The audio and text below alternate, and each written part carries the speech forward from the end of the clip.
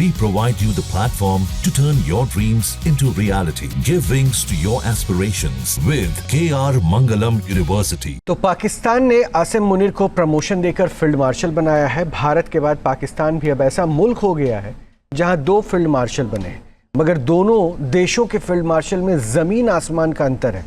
भारत के field marshals के आगे पाकिस्तान के फील्ड मार्शल कितने खोखले हैं, एक रिपोर्ट दिखाते हैं।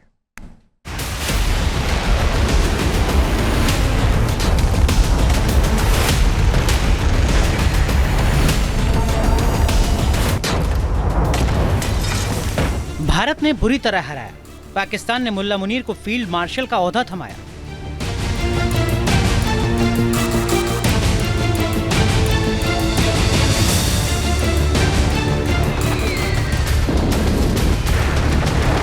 भारत की जवाबी कार्रवाई के दौरान बंकर में छिपे रहे पाकिस्तान के आर्मी चीफ आसिम मुनीर को प्रमोशन दिया गया है। प्रमोशन भी ऐसा कि अब पाकिस्तान के भविष्य पर ही सवाल उठने लगे हैं। पाकिस्तान में फौज का फरमान चलता है, ये पूरी दुनिया जानती है, और ये भी सबको मालूम है कि पाकिस्तान हर मामले में अपनी तुलना भारत से करने को बेताब रहता है। मगर हकीकत यही है कि वो किसी भी मोर्चे पर भारत के मुकाबले खड़ा होने की हैसियत नहीं रखता। कुछ ऐसा ही हाल फील्ड मार्शल के मामले में भी है। भारतीय सेना के गौरवशाली इतिहास में 2 फील्ड मार्शल रहे हैं। पहले सैम मानेकशॉ और दूसरे केएम करियप्पा। पाकिस्तान में भी अब 2 फील्ड मार्शल हो गए हैं, पहले अयूब खान और दूसरे आसिम मुनीर। अब चर्चा ये हो रही है कि भारत और पाकिस्तान के फील्ड मार्शल किस तरह अलग हैं।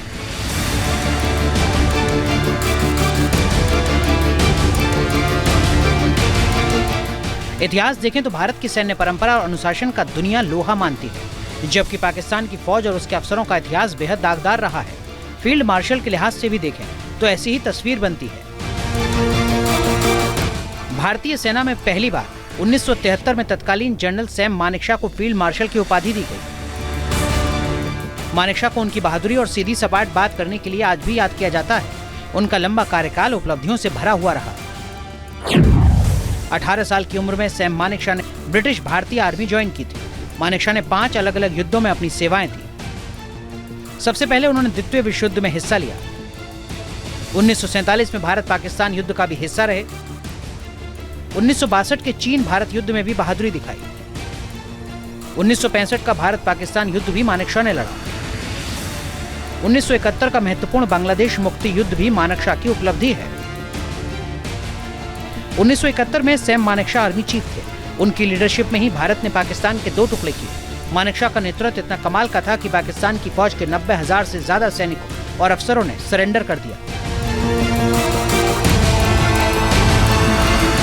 मानेकशॉ की बहादुरी और जज्बे की कई कहानियां हैं जो आज भी भारतीय सेना के लिए प्रेरणा का काम करती हैं। भारत के पहले फील्ड मार्शल के बाद अब बात पाकिस्तान के पहले फील्ड मार्शल तानाशाह अयूब खान की। खास बात यह कि अयूब खान ने इस ओहदे से खुद को नवाजा था।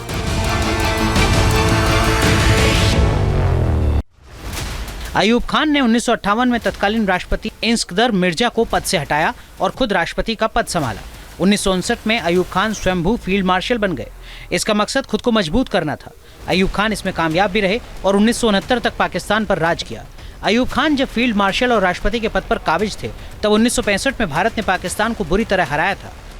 अयूब खान के फील्ड मार्शल बनने के बाद से ही पाकिस्तान में फौज का दबदबा बढ़ता चला गया, जो आज भी कायम है। आज़ादी से पहले अयूब खान ने भारतीय सेना के दूसरे फील्ड मार्शल रहे केएम करियप्पा के अंडर काम किया था। अयूब खान को पाकिस्तान की जनता तानाशाह के रूप में याद रखती है। केएम करियप्पा का तो लेफ्टिनेंट कर्नल से ब्रिगेडियर तक का प्रमोशन सेकेंड वर्ल्ड वॉर में किया गया, लेकिन ये जो अयूब खान थे ये आसाम रेजिमेंट के कमांडिंग ऑफिसर थे, लेकिन इनके सीनियर ने इन्हें कुछ ही दिन में टिमिड या कायर कह के हटा दिया था। हिंदुस्तान में करियप्पा को फील्ड मार्शल का एक खिताब दिया गया उनकी सर्विसेज को देखते हुए और ये देखते हुए कि उन्हें अमेरिका ने भी मिलिट्री अवार्ड दिया था। उधर अयूब खान ने खुद अपने आप को फील्ड मार्शल घोषित करवा लिया। कुल मिलाकर अयूब खान ने तानाशाही के अलावा पाकिस्तान के लिए कुछ नहीं किया, ना तो कोई जंग जीती और ना ही अपने मुल्क के हालात सुधार पाए। भारत और पाकिस्तान के दूसरे फील्ड मार्शल्स की कोई तुलना नहीं की जा सकती। मानेकशॉ के बाद भारत में के एम करियप्पा को फील्ड मार्शल बनाया गया। हालांकि करियप्पा मानेकशॉ से सीनियर थे, इसके बावजूद उन्हें फील्ड मार्शल का पद 1986 में दिया गया था। करियप्पा ने करीब 30 साल तक सेना में रहते हुए अलग अलग पदों पर काम किया। 1919 में उन्हें सेना में कमीशन मिला और सेकंड लेफ्टिनेंट के तौर पर उनकी तैनाती कर दी गई। के एम करियप्पा ने दूसरे विश्व युद्ध के दौरान कई अभियानों में हिस्सा लिया। उन्होंने 1947 में भारत पाकिस्तान युद्ध के दौरान पश्चिमी मोर्चे पर भारतीय सेना का नेतृत्व किया और जोजिला, द्रास, करगिल पर सफलतापूर्वक कब्जा किया। आजादी के बाद करियप्पा 1949 में भारतीय सेना के पहले कमांडर इन चीफ बने। सेना में रहते हुए के एम करियप्पा ने हमेशा अनुशासन का पालन किया। भारतीय सेना में उनका योगदान हमेशा याद किया जाता रहेगा। अब बात पाकिस्तान के दूसरे फील्ड मार्शल आसिम मुनीर की। मुनीर को पाकिस्तान में फौज का मुल्ला जनरल कहा जाता है। ऑपरेशन सिंदूर के दौरान मुनीर की कायरता पूरी दुनिया ने देखी। जब भारत काउंटर अटैक कर रहा था तब आसिम मुनीर बंकर में छिपकर अपनी जान बचाने में जुटे थे। मुनीर ने 1986 में अपना सैन्य करियर शुरू किया। वो पाकिस्तान के इतिहास में एकमात्र सेना प्रमुख हैं जिसने पाकिस्तान की 2 प्रमुख सैन्य खुफिया एजेंसी ISI और मिलिट्री इंटेलिजेंस के प्रमुख के रूप पर काम किया है। DGISI रहते हुए उन पर भ्रष्टाचार के आरोप लगे और नौकरी जाने तक की नौबत आ गई। किसी तरह वो बच गए। आसिम मुनीर 2022 से पाकिस्तान के आर्मी चीफ के पद पर हैं।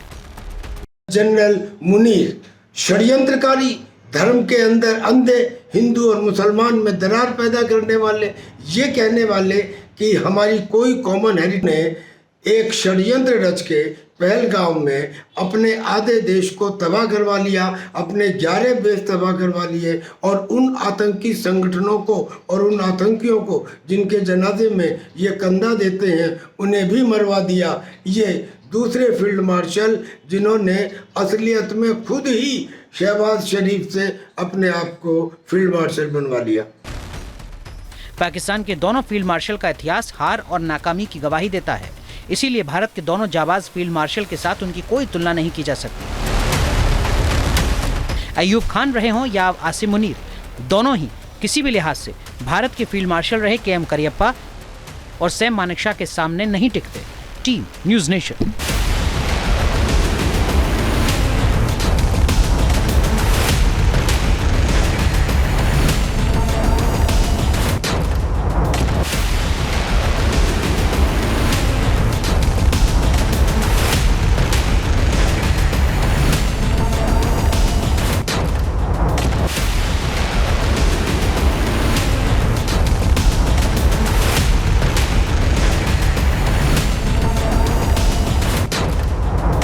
न्यूज नेशन अब व्हाट्सएप पर खबरों की ताजा अपडेट के लिए न्यूज नेशन के इस QR कोड को स्कैन करें।